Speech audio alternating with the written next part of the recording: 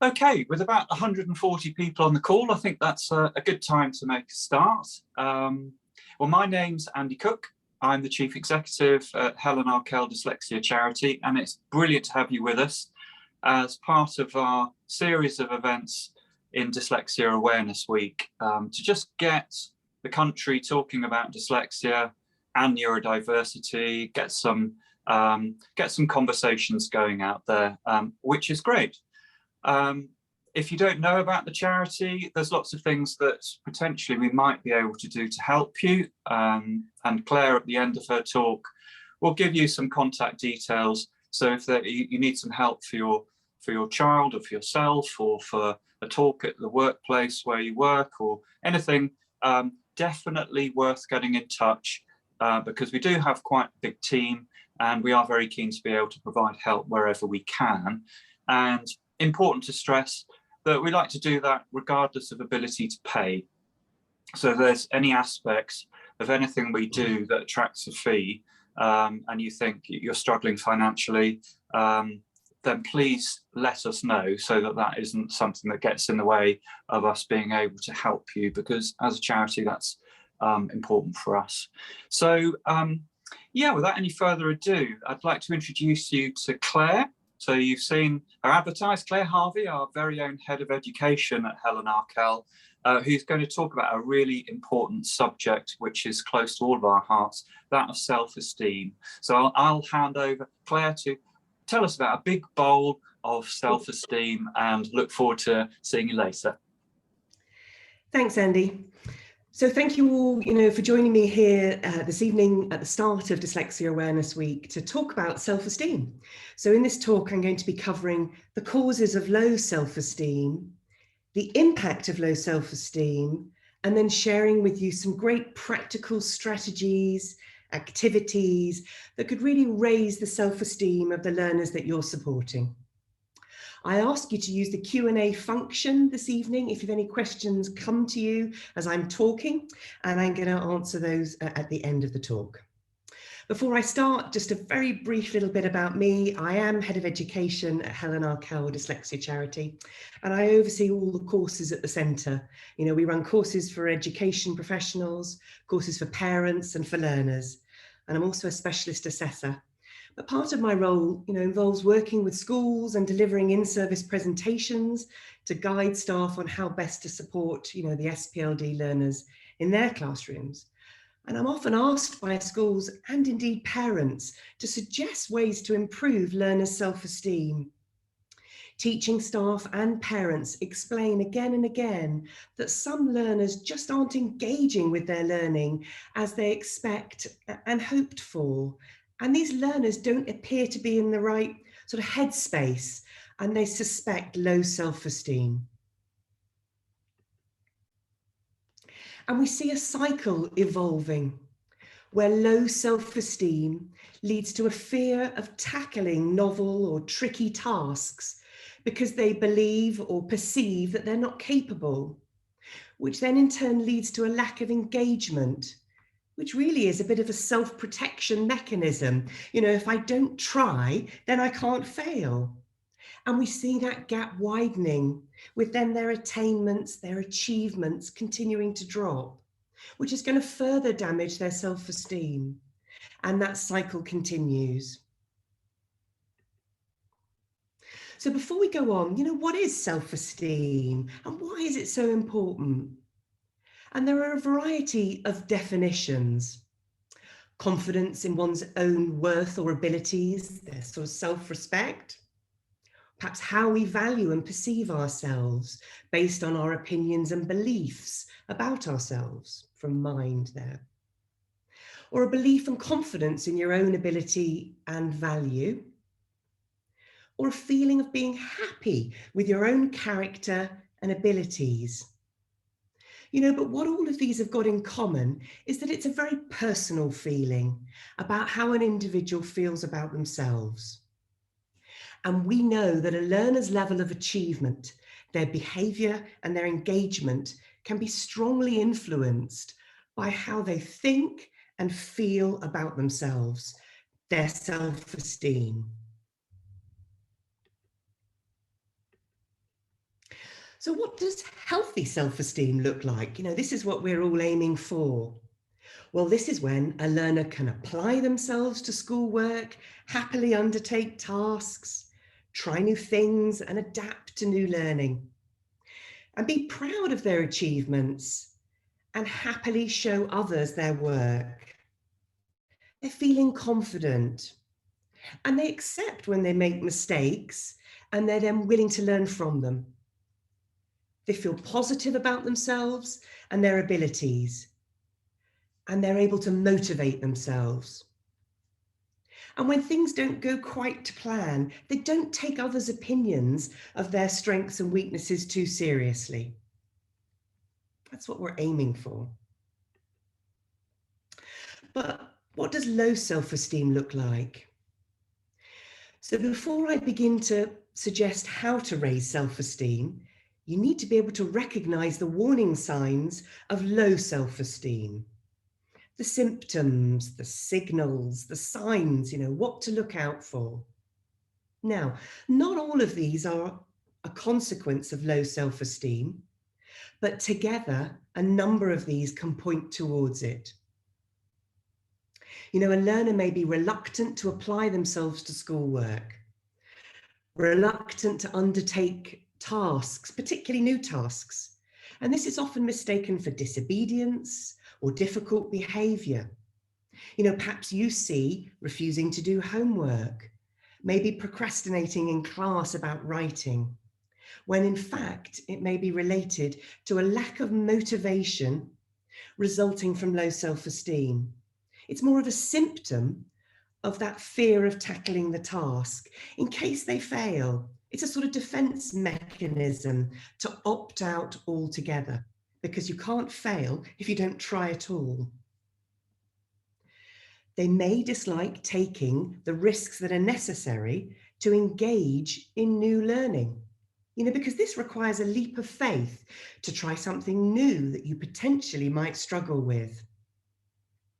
They may be anxious, even defensive or argumentative. And some learners who do complete the task in hand may find the need to overcheck their work, be very worried about that standard. And we see that learners with low self-esteem can be pessimistic about their abilities.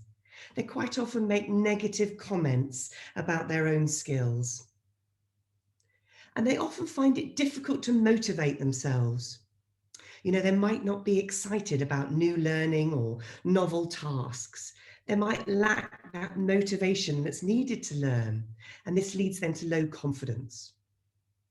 And we see that sometimes they may take other people's opinions of their strengths and weaknesses much more seriously than they should be. Learners with higher self-esteem can cope with the odd comment from a peer about themselves.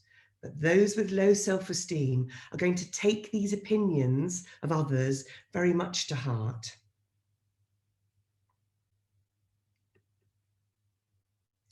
So why might learners with dyslexia or other SPLDs have low self-esteem?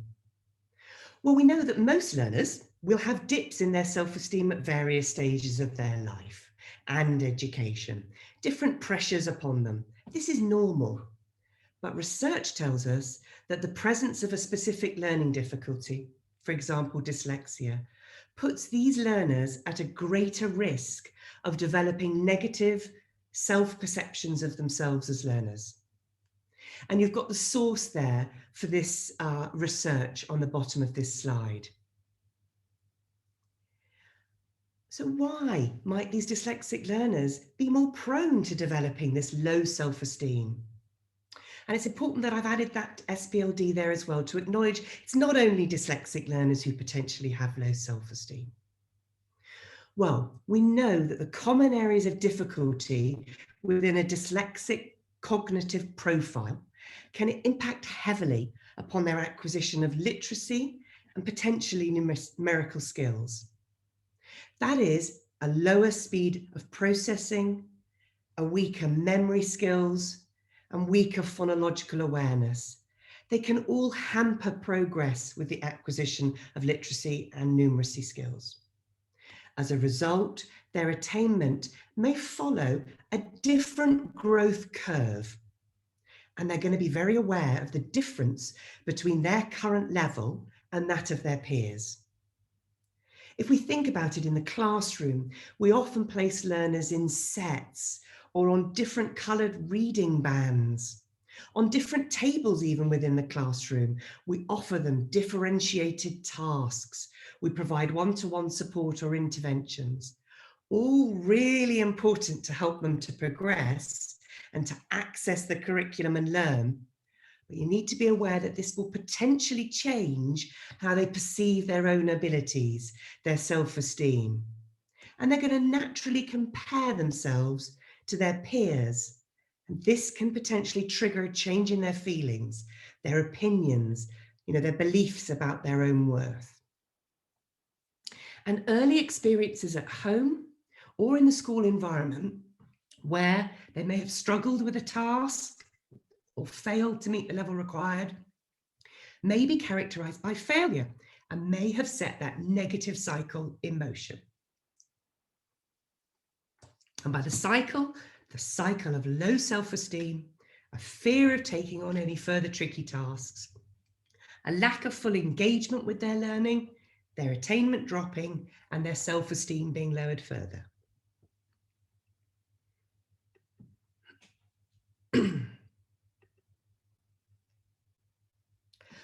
So what is that impact of low self-esteem? Well, we see a lack of motivation, a lack of engagement, and a fear of tackling new tasks, developing new skills. And a degree of hopelessness, helplessness, and worthlessness can often develop. Hopelessness, we see learners say, well, there's no point trying because I just won't be able to do it. Or helplessness, I just can't do it. I just don't have the willpower or the motivation to do it. And worthlessness, well, I just don't deserve to do well.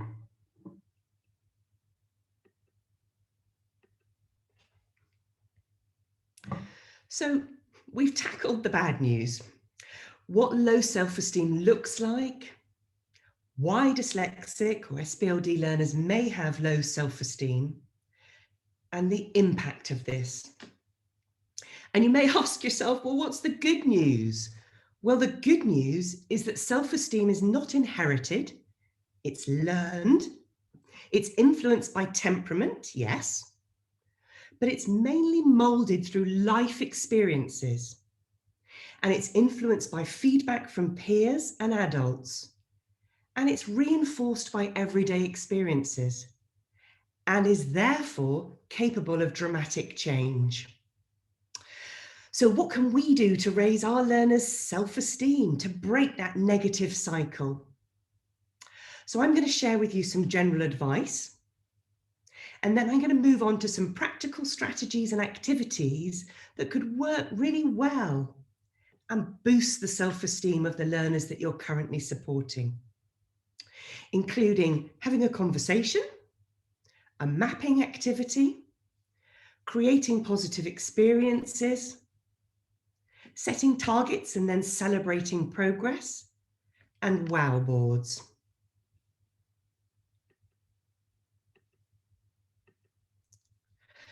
So let's look first at general advice.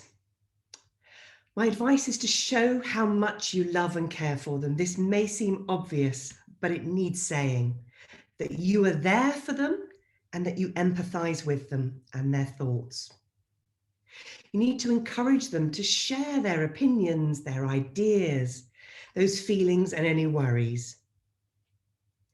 And to acknowledge their feelings and worries, not to dismiss them. It's so easily done, isn't it?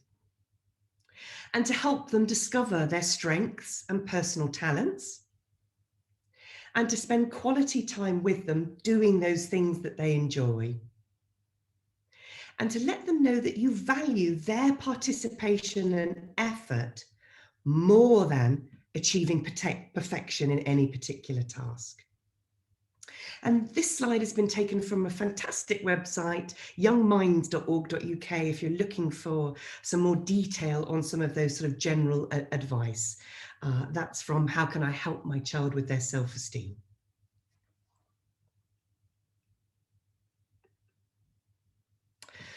So the first practical tip is to talk to learners honestly about their profile.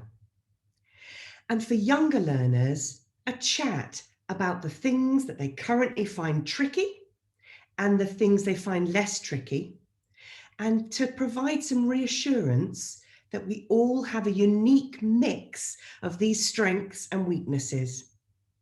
For older learners, a brief introduction into neurodiversity, about that range of differences in individual brain function, and that this is a normal variation.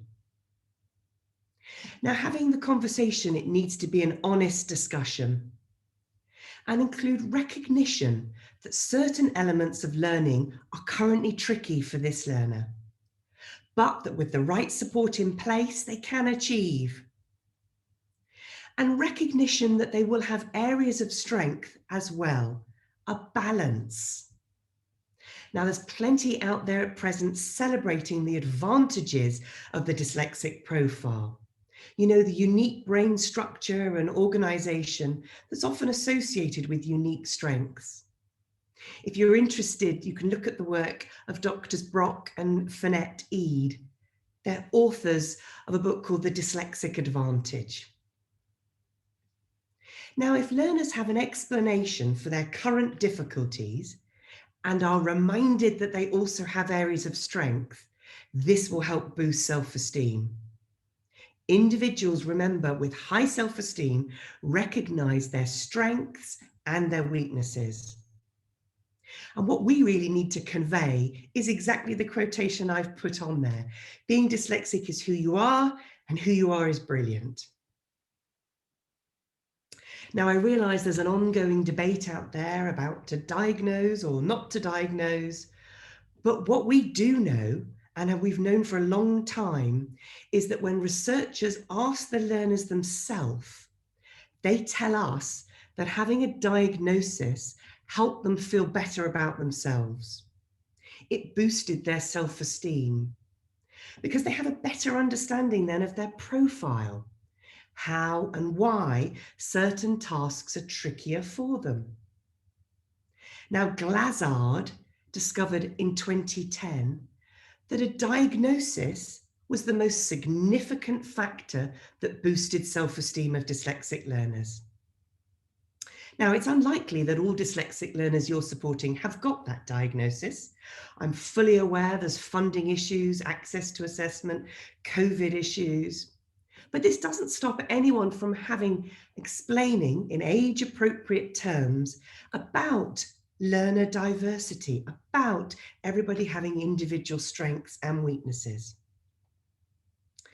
Because without this conversation, there's a possibility that learners may feel stupid or that they're incapable of achieving. Now, learners benefit from an explanation of their current difficulties and how those make learning a bit more effortful and a lengthier process. How they may need to tackle tasks in a different way or use some strategies to support them. But also an explanation of those areas of strength and how those can be used to support those areas of weakness. So we need to provide an age-appropriate explanation of dyslexia or another SPLD and convey that it is possible to achieve their goals and succeed on their own terms.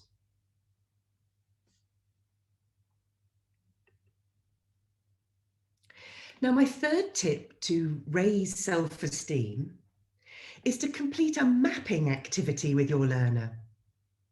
So this is a visual representation that's drawn by the learner that you would like to support, and it maps out those personal strengths and weaknesses. And it can be a really powerful exercise to ask the learners to draw what it looks like from their perspective. Tell me inside your head What do you feel your personal strengths and weaknesses are? What are you good at? What are you not so good at and are currently finding tricky? And it can also be a great starting point for discussing these various areas of difficulty with your learner or child, and then thinking together, how can we support these areas of difficulty?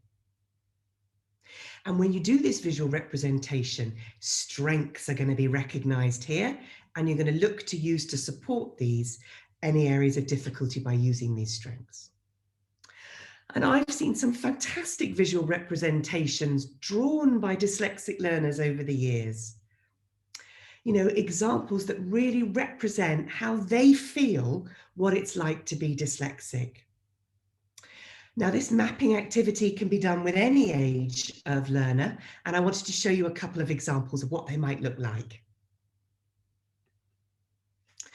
So we've got an example here. A younger learner has drawn herself here in the middle, and a parent or teacher has scribed for her when she shared her current strengths and weaknesses, because she was having difficulty with spelling and writing. So it's very possible for an adult to scribe as she shared what she thought her strengths and weaknesses were.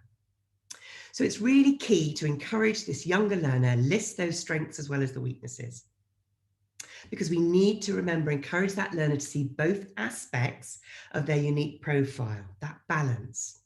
So if we look at those 4 comments down the right-hand side, I love going to brownies and I've got lots of badges. I love drawing, painting and making things. I'm good at swimming and riding my bike. And I like using computers and I'm good at Minecraft. And note here in the red that the adult has come in and made some comments there and reinforced some of those strengths for that learner. Yes, that's great. You've got your badges and brownies. Yes, I agree. You're very creative. I agree that you're good at swimming and riding your bike. And yeah, let's look at how computers could potentially help you with your learning.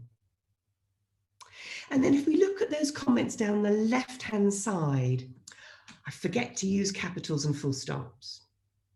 I find it hard to learn my spellings. I don't know all my times tables, and I find reading hard. So you can note again, the adult has acknowledged these, but then suggested ways forward, ways of supporting these areas of weakness. So try putting a reminder in the margin of a page when you're writing for capitals and full stops. Let's make some colourful cards together to help you learn your spellings. Let's perhaps make a spelling journal, little book of all your tricky spellings, just personal. Let's just learn a few times tables facts at a time. Let's not think about all of them right now. And let's find a fun way to learn those ones that we're working on. And for reading, let's try paired reading. You know, you'll get better with practice. And with other people better at reading and spelling, well, again, just remind them there that we all have strengths and weaknesses. This is normal. And for any teacher or teaching assistant or parent thinking about, well, I'd like some more advice on how to support some areas of difficulty. Just a quick heads up there that we do run a Supporting Learners online course, which teaching assistants, teachers may find useful, full of lots of tips about how to support children in the classroom. And for parents looking for how to support their child at home with learning, we run a fantastic Parents Help course online, again, full of lots of really practical tips and suggestions for how to support some of those areas of difficulty. Now that's a younger learner. So what would it look like with an older learner? Well, we've got a learner here that was about to head off to university. So they drew themselves again in the middle. We've got a nice representation there, haven't we, of the brain and the connections. And they've identified their current difficulties: memory, feel a slower processing, some organizational difficulties, reading, perhaps some social elements that are tricky, problems with spelling and with writing. So this is an older learner They've got a good understanding of the challenges of their dyslexic profile and that presents. And as they were older, they were also able to generate some of their own solutions for these difficulties, perhaps with some support there from the adult. So for example, we've got there, well, I need lots of reminders for important dates and deadlines when it comes to memory. Or they've identified the need to read text more than twice to understand their content, to combat some of those difficulties with reading comprehension. Or the need to write more than one draft of their assignments, and perhaps to plan an essay before starting to write. So that's an example there of an older learner, same idea, a mapping activity, looking at some of those areas of difficulties and generating some solutions for them to move forward.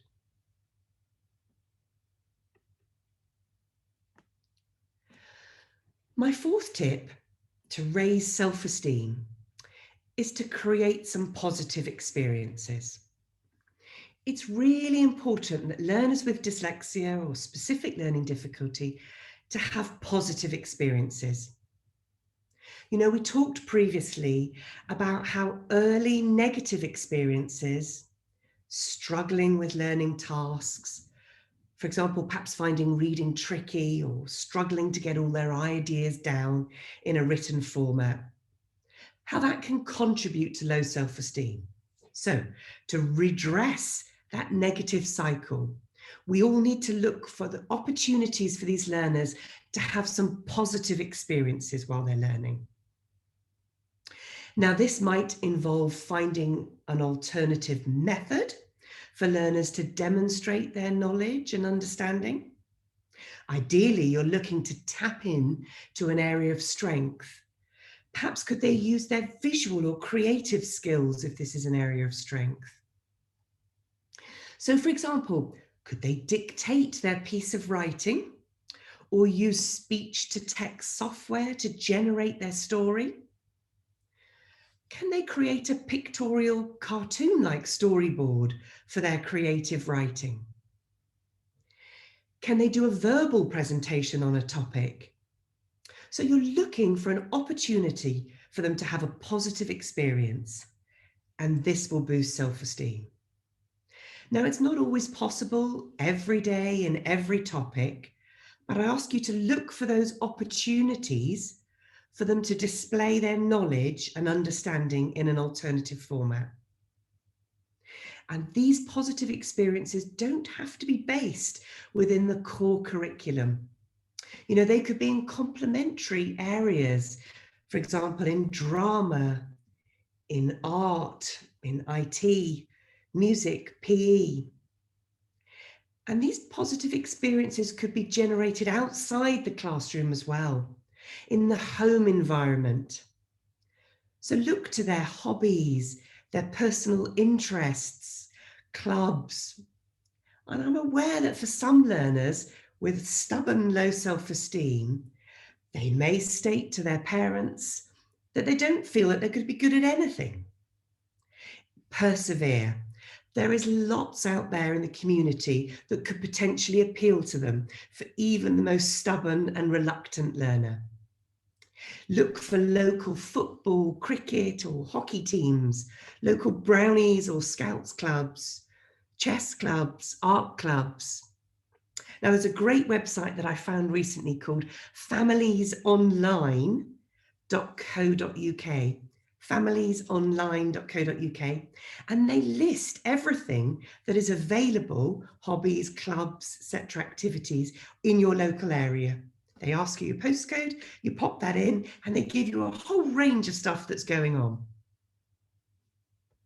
Now, when those positive experiences happen, we need to try to ensure that this child, this learner, receives some positive feedback.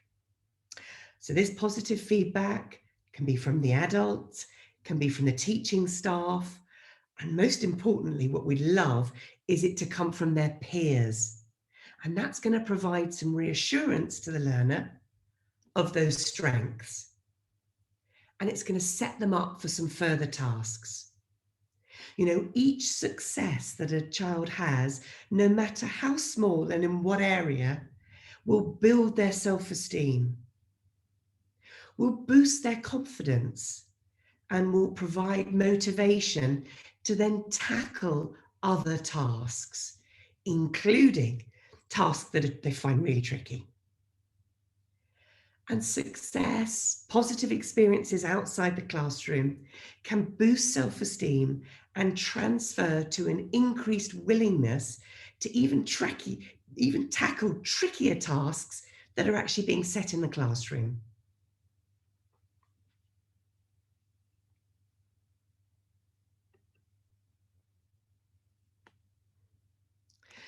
Now, my fifth tip to boost self-esteem is to set specific targets and to celebrate progress. So set appropriate, achievable targets or learning objective or goal for this particular learner child. You need to share these targets, objectives, goals with the child, the learner, so they can then become empowered and they have a sense of control over the objective. It's important to discuss how these targets, these learning objectives or goals are going to be met. What are the steps that we're going to go through in order to meet this goal? And it's important to measure the success against these targets or goals, not against more general classroom targets or learning objectives. We're looking to meet a very specific goal here. And that's what we're measuring their success against when they're able to demonstrate they can do this. You know, it's really crucial to celebrate then any progress that a child or learner has in relation to these targets, learning objectives, goals.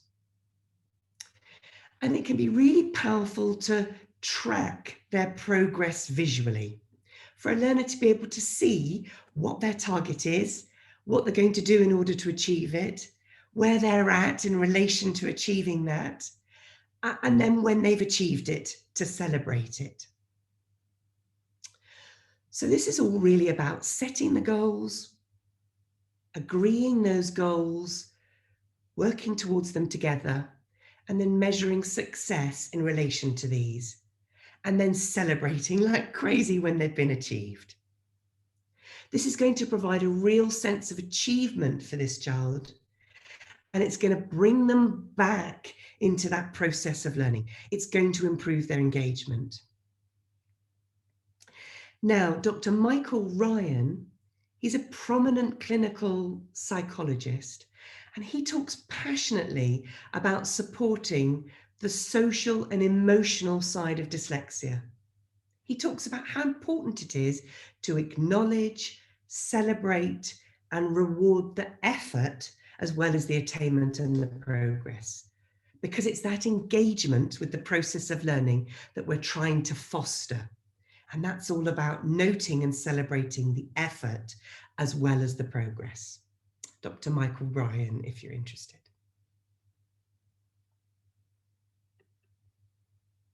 And I wanted to show you an example of a goal planner, that visual reminder that I suggest you put up and demonstrate what you're working towards and how you're going to get there, what that goal is, that target, that learning objective. Because they need to see their progress and they need to be reminded of a positive result of engagement and what happened when they applied themselves to a task. Reminded about that success, because that's going to motivate them to try again with whatever your next learning objective, target or goal with. And I suggest, whether you're using this in the classroom or at home, that you start with very simple goals, very simple targets to foster that process of engaging, of effort, of reward, of achieving it. And you work yourself up to larger, more prominent targets. So these visual target tracker, something like this on this slide, can work really well. Classroom-based learning objectives, or in fact, home-based goals. And of course, it doesn't really matter how you lay it out, how you personalize it for this child, this learner. It's just about it being a visual reminder of the target, the goal, the tracking, that effort applied and that progress made, and when it was achieved. It's really that visual reminder of that achievement.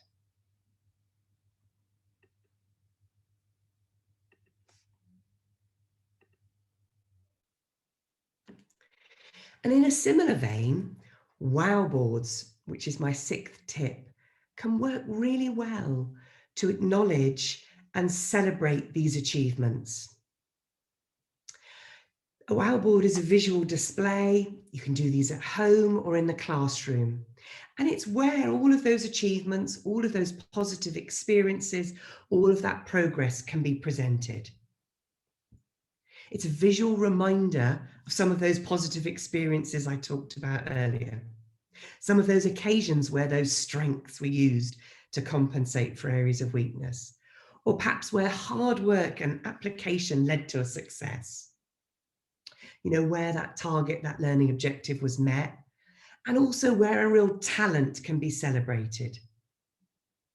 So wow boards really boost self-esteem. Now, these reminders could be of achievements in the classroom or in areas within a wider school experience or achievements outside of the classroom. So, for example, anything from a well-punctuated piece of writing in English to a fantastic painting in art, to a new gymnastics badge or a cycling proficiency award or a swimming milestone that's been met. And you could also include examples of where positive attributes have been demonstrated. And by that, I mean acts of kindness, honesty, perhaps making other people laugh, taking on a new challenge, helping others, being empathetic. So whatever your classroom, your school, or indeed your family home have decided are important and valued positive attributes, pop these up on that wow board as well. It's another reminder of an area of strength.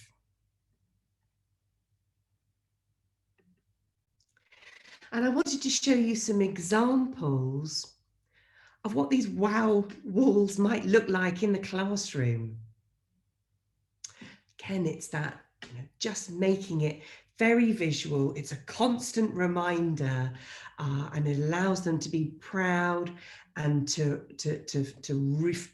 recall those positive experiences that they've had. So that's what it might look like in the classroom. And at home, in a home environment, equally as important to set something up. We've got a wall of fame there. I love that one. That's got everything from a piece of writing to some artwork to some tables work below there that's going on in that left-hand example. And the right-hand example, another wow wall, we've got a certificate there for achieving success in something. We've got a piece of art, we've got a piece of writing as well. So wow walls work really well. So I hope now that you're armed with some of these practical strategies, activities, and that you're going to see a more positive cycle evolve. You know, one where we're seeing increased self-esteem, in turn increasing confidence, which is going to lead to motivation to take on new tasks, engage with learning. And then we see attainment in relation to those specific targets, learning objectives and goals. We see attainment rise, and we see self-esteem remaining high. And we've got a more positive cycle evolving. So we've been talking about self-esteem, the causes of low self-esteem and that impact of low self-esteem. And I've made some simple suggestions for how to improve the self-esteem of the learners, the child that you're currently supporting. And I hope that you're going to find some of these strategies and activities that I've shared with you, useful. And I ask you to remember just one thing if you go away with this evening. It's that reassurance that poor, low self-esteem is not inherited, like dyslexia and SPLDs often are. Poor or low self-esteem is learned. It's molded through life and learning experiences, and it's heavily influenced by feedback from peers and adults. And therefore, it's capable of dramatic change. So I ask you to try and look for those opportunities to interrupt that negative cycle and to create a more positive cycle. So look for those opportunities to provide your learners with what they really need, which is a big bowl of self-esteem.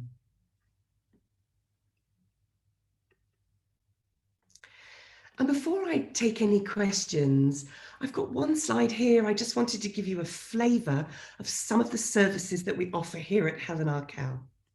The first thing is to please have a look at our website. There's lots of information there about dyslexia, and there's plenty of resources as well for how to support dyslexic learners there on our website at helenarkell.org.uk. And if you are in need of support, some of our services, we offer one-to-one consultations for any parent who'd like some advice about their child and how to move forward. We've got a great online bookshop, lots of books, resources again to support learning. We offer diagnostic assessments for children with specialist assessors, with educational psychologists, for adults, for those in the workplace, those entering higher education, access arrangements, numeracy assessments. And we offer specialist tuition, where our dyslexia specialist tutors support learners. That could be either in person or online. We've got some great courses for the learners themselves. We've got a typing course coming up in October half term. We've got a study skills course coming up in October half term as well. I talked to you about that parents course. If you're interested in more tips, practical suggestions for how to support children at home, really popular with parents and runs online at various intervals in the year. We've also have Saturday morning presentations by experts in the field. Have a little look, see what's coming up next. And if you want to sign up for our newsletter and be notified of everything that we've got to offer and everything that's going on, go to our homepage there and sign up for that. And if we can help you really with anything, just reach out and contact us. We are here to support.